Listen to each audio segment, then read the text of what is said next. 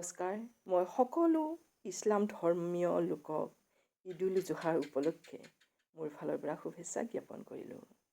ইছলাম ধৰ্মাৱলম্বী লোকসকলৰ সকলোতকৈ ডাঙৰ আৰু গুৰুত্বপূৰ্ণ ধৰ্মীয় উৎসৱ দুটাৰ ভিতৰত এইটো হ'ল অন্যতম। ঈদুল জোহা মূলতঃ আৰবী বাক্যাংশ। ইয়াৰ অৰ্থ হ'ল ত্যাগৰ উৎসৱ। এই উৎসৱৰ মূল প্ৰতিপাদ্য বিষয় হৈছে ত্যাগ কৰা। এই দিনটোত মুছলমানসকলে তেওঁলোকৰ সাধ্যানুসৰি ধৰ্মীয় নিয়মানুযায়ী উট, গৰু, দুম্বা আৰু ছাগলী কুৰবানী দিয়ে বা জবেহ কৰে। তেওঁলোকৰ এই কুৰবানী দিয়া প্ৰথাটো কেনেকৈ প্ৰচলিত জানো আহক। ইছলামৰ বিভিন্ন বৰ্ণনা অনুযায়ী আল্লাহ ইছলামৰ নবী হজৰত ইব্ৰাহিমক সপোনত তেওঁৰ আটাইতকৈ প্ৰিয় বস্তু কুৰবানী কৰাৰ নিৰ্দেশ দিয়ে। এই আদেশ অনুযায়ী হজৰত ইব্ৰাহিমৰ আটাইতকৈ প্ৰিয় পুত্ৰ ইছলামক কুৰবান কৰাৰ বাবে ইংগিত কৰা হৈছিল আৰু তেওঁ নিজ পুত্ৰক কুৰবানী কৰিবলৈ ওলাইছিল। তেওঁৰ এই পদক্ষেপত আল্লাহ সন্তুষ্ট হৈছিল আৰু তেওঁক আল্লাহৰ আদেশ পালন কৰিবলৈ বাধা দিয়ে আৰু পুত্ৰৰ পৰিৱৰ্তে পশু কুৰবানীৰ নিৰ্দেশ দিয়ে। এই ঘটনাক স্মৰণ কৰি গোটেই বিশ্বৰ ইছলাম ধৰ্মাৱলম্বী লোকসকলে প্ৰতি বছৰে এই দিৱস পালন কৰে। হিজৰী বৰ্ষপঞ্জী হিচাপে জিলহজ্জা মাহৰ 10 তাৰিখৰ পৰা আৰম্ভ কৰি 12 তাৰিখলৈ 3 দিন ধৰি ঈদুল জোহা পালন কৰা হয়। হিজৰী চন্দ্ৰ বছৰৰ গণনা অনুযায়ী ঈদুল ফিতৰ আৰু ঈদ উল জোহাৰ মাজত 2 মাহ 10 দিনৰ ব্যৱধান থাকে।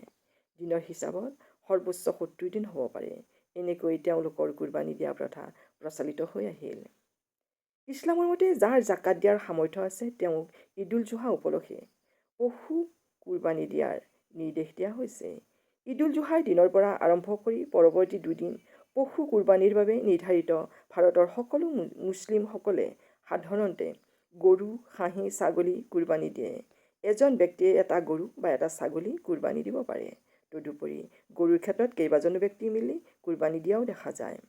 কুৰবানীৰ মাংস 3 ভাগে ভাগ কৰি 1 ভাগ দুখীয়া নিচলাৰ মাজত আৰু 1 ভাগ আত্মীয় স্বজনৰ মাজত বিতৰণ কৰাৰ পিছত 3য় ভাগ নিজৰ বাবে ৰখা হয়। কুৰবানী পশুৰ চামৰা বিক্ৰী কৰাৰ নিৰ্দেশ আছে। মুছাফিৰ বা যাত্ৰীৰ ওপৰত কুৰবানী দিয়া বাধ্যতামূলক নহয়। ঈদুল জোহাৰ নামাজৰ আগত কুৰবানী দিয়া উচিত নহয়। সাধাৰণতে গৰু আৰু ম'হৰ ক্ষেত্ৰত 1ৰ পৰা 7জন পৰ্যন্ত অংশীদাৰ হৈ কুৰবানী কৰা দেখা যায়। কুৰবানীৰ ছাগলীৰ বয়স কমপক্ষেও 1 বছৰ হোৱা উচিত।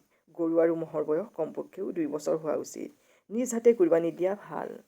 তেওঁলোকৰ মতে কুৰবানীৰ প্ৰাণী দক্ষিণ দিশত ৰাখি কিবলামুখী কৰি ধাৰ থকা অস্ত্ৰেৰে বিস্মিল্লাহি আল্লাহু আকবাৰকৈ জবাই কৰা হয়। ধন্যবাদ।